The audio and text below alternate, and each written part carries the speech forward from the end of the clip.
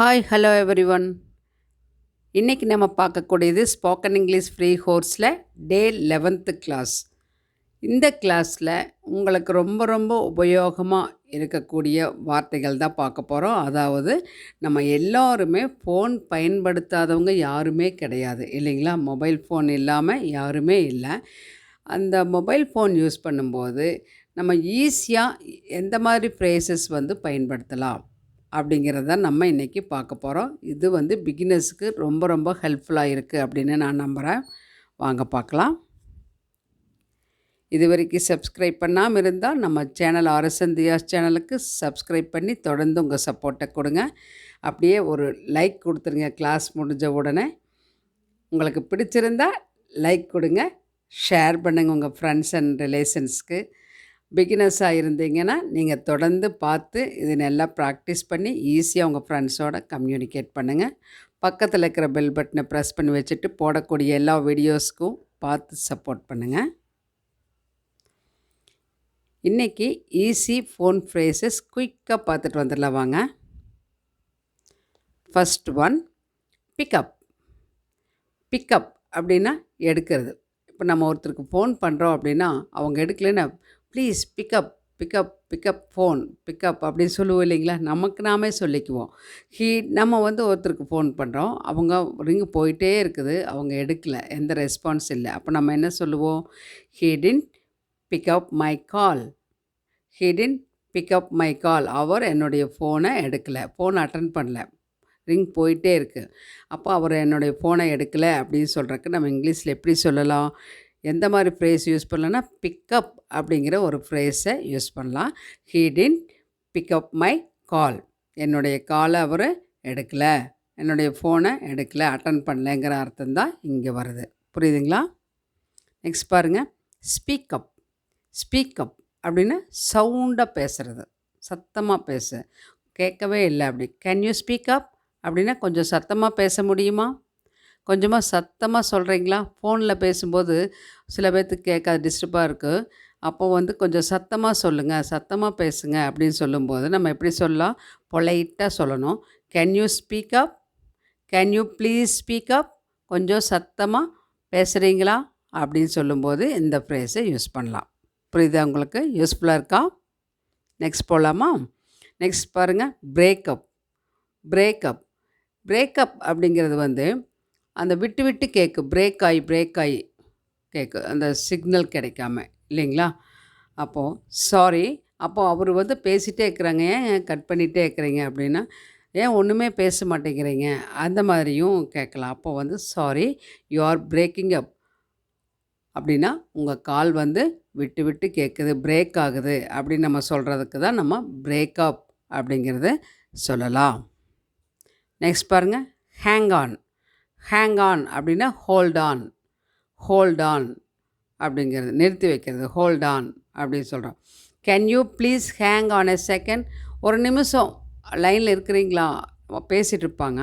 அப்போ யாராவது அல்லது செகண்ட் கால் வரலாம், அல்லது வேறு யாராவது அவர் கூட பேசிகிட்டு இருக்கும்போது அவர் சொல்லுவார் அங்கேருந்து, ஒரு நிமிஷம் லைன்லேயே இருங்க அப்படின்னு சொல்கிறார். நம்ம ஏதாவது கேட்கும்போது ஒரு நம்பர் கேட்குறோம், அவங்க பார்த்து சொல்கிற ஒரு நிமிஷம் லைன்லேயே இருங்க அப்படின்னு சொல்லுவாங்க இல்லைங்களா? அந்த மாதிரி இடங்களில் நம்ம எப்படி சொல்லலாம்? Can you please hang on a second, ஒரு செகண்ட் லைனில் இருக்க முடியுமா, ஹோல்டு பண்ணலாமா அப்படிங்கிறது தான் அதனுடைய அர்த்தம். இந்த ஃப்ரேஸ் ரொம்ப ரொம்ப யூஸ்ஃபுல்லாக இருக்கும். நெக்ஸ்ட் பாருங்கள், ஹேங் அப்.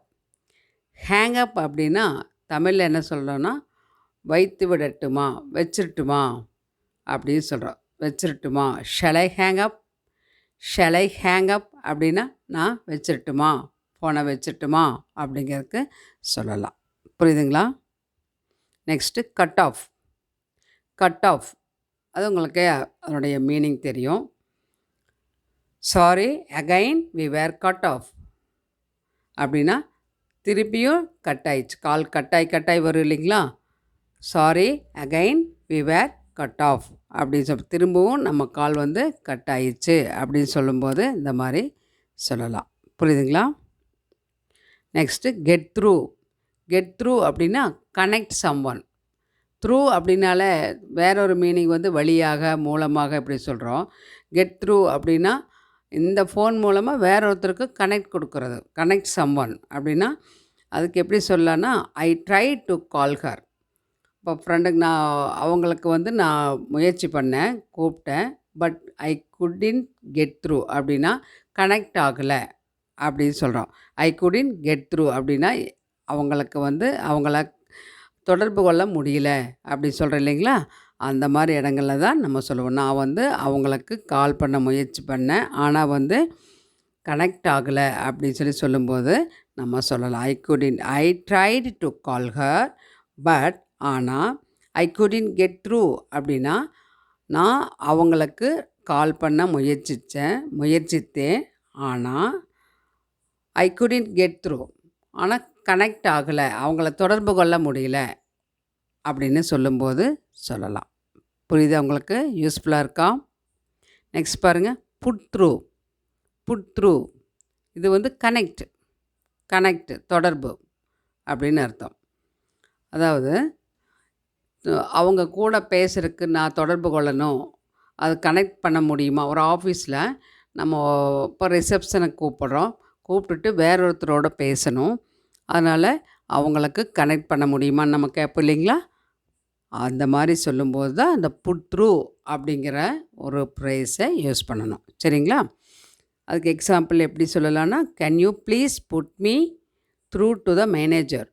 அதாவது மேனேஜரோட பேசணும் நான், அதனால் மேனேஜருக்கு கனெக்ட் பண்ண முடியுமா?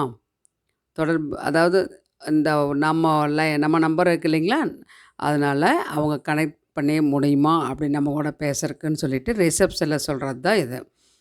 Can you please put me through to the manager அப்படின்னு சொல்லலாம். புரியுதா உங்களுக்கு? நெக்ஸ்ட் பாருங்கள், call back, ring back, get back மூணுமே ஒன்றே தான். புரியுதுங்களா? திரும்ப அழைத்தல், call back, ring back, get back மூணுமே திருப்பி அழைத்தல் தான். இப்போ இதுக்கு நம்ம சில பேர் கூப்பிடும்போது அவங்க பிஸியாக இருப்பாங்க, ஒர்க்கில் இருப்பாங்க. அப்போ நான் கூப்பிட்றேன் உங்களை அப்படின்னு சொல்லிட்டு சொல்லுவோம். நம்ம அவங்ககிட்ட நம்மளுக்கு கால் வருதுன்னா நம்ம அவங்ககிட்ட அதை திருப்பி கூப்பிட்றேங்க நான் அப்படின்னு நம்ம சொல்கிறோம் இல்லைங்களா? அதுக்கு தான் இந்த ஃப்ரேஸு. சாரி, ஐ ஆம் இன் த மீட்டிங். நான் மீட்டிங்கில் இருக்கேன். Can you please call back after 10 minutes அப்படின்னு சொல்கிறோம். திருப்பி அழைக்க முடியுமா? கேன் யூ ப்ளீஸ் திருப்பி அழையுங்க, திரும்ப கூப்பிடுங்க, ஒரு 10 நிமிஷம் கழித்து கூப்பிட்றீங்களா அப்படின்னு பொலைட்டாக நம்ம சொல்கிறோம். சாரி, ஐ ஆம் நான் மீட்டிங்கில் இருக்கேன், அதனால் can you please call back திருப்பி அழையுங்கள், கால் பேக் திரும்ப கூப்பிடுங்க, ரிங் பேக், கெட் பேக் எப்படி வேணாலும் சொல்லலாம். ப்ளீஸ் கால் பேக்கு பதிலாக இங்கே ரிங் பேக் யூஸ் பண்ணலாம். கெட் பேக் ஆஃப்டர் 10 minutes அப்படின்னு சொல்லலாம். 10 நிமிஷம் கழித்து கூப்பிடுங்க அப்படின்னு சொல்லலாம். புரியுது இல்லைங்களா? திரும்ப கூப்பிடுங்க அப்படி திருப்பி அலை, அதுதான் கால் பேக் அப்படின்னு அர்த்தம். நெக்ஸ்ட் பாருங்கள், reach out. You can reach out to Delhi, please call me அப்படின்னா டெல்லி போய் சேர்ந்த உடனே என்னை கூப்பிடு, டெல்லி போய் சேர்ந்த உடனே என்னை கூப்பிடு, ரீச் அவுட் ஆன உடனே என்னை கூப்பிடு அப்படின்னு சொல்கிறேன் இல்லைங்களா? அங்கே ரீச் ஆனோடனே கூப்பிடுன்னு நம்ம சொல்லுவோம் இல்லையா கேஷுவலாக? அதே தான் ஃப்ரேஸில் you can reach out to Delhi, please call me அப்படின்னு சொல்லலாம். நம்ம இன்றைக்கி பார்த்த இந்த எல்லா ஃப்ரேஸஸுமே ரொம்ப ரொம்ப சிம்பிளாக இருந்துச்சு இல்லைங்களா? அதே சமயத்தில் அது ரொம்ப யூஸ்ஃபுல்லாக இருக்குது. நீங்கள் ஃபோன் பண்ணும்போது பேசுகிறதுக்கு ரொம்ப ரொம்ப யூஸ்ஃபுல்லாக இருக்குது. அதனால் இன்னும் நிறையா இருக்குது. நம்ம ஒரு 10 ஃப்ரேசஸ் தான் நம்ம பார்த்துருக்குறோம், ஃபோன் ஃப்ரேசஸ். இது உங்களுக்கு ரொம்ப உபயோகமாக இருக்குது. அதனால் இது நல்லா ப்ராக்டிஸ் பண்ணிவிட்டு ஈஸியாக உங்கள் ஃப்ரெண்ட்ஸோட கம்யூனிகேட் பண்ணுங்கள் ஃபோனில் பேசும்போது. இந்த கிளாஸ் உங்களுக்கு பிடிச்சிருந்தா லைக் பண்ணி ஒரு சப்ஸ்கிரைப் பண்ணிடுங்க நம்ம சேனலுக்கு. பண்ணாமல் இருந்தால் பக்கத்தில் இருக்கிற பெல் பட்டனை ப்ரெஸ் பண்ணி வச்சுட்டு எல்லா வீடியோஸை பார்த்து தொடர்ந்து நம்ம சேனல் RSN.DHIYA'S சேனலுக்கு சப்போர்ட் பண்ணுங்கள். இதே மாதிரி வேறு கிளாஸில் அடுத்த வீடியோவில் பார்க்கலாம். தேங்க்ஸ் ஃபார் வாட்சிங்.